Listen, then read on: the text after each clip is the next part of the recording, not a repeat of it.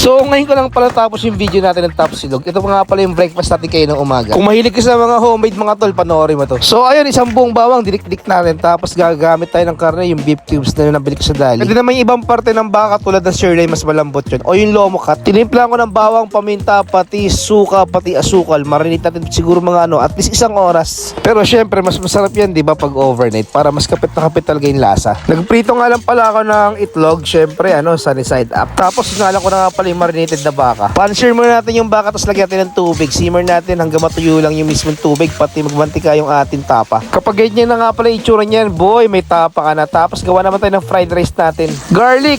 Stay natin. Kung saan tayo nagprito ng karne ng baka, doon tayo mag-fried rice para kumapit talaga yung lasa mismo ng tapa doon sa ating kanin, di ba? So ayan, nakagawa na ako ng napakasimple at napakasarap na top silog na kayang-kaya mong gawin sa inyong mga bahay. At syempre, pag gusto mo ang videos, don't forget to like and follow my page. Tapos ayun, magpapaalam na ako. Nyarap!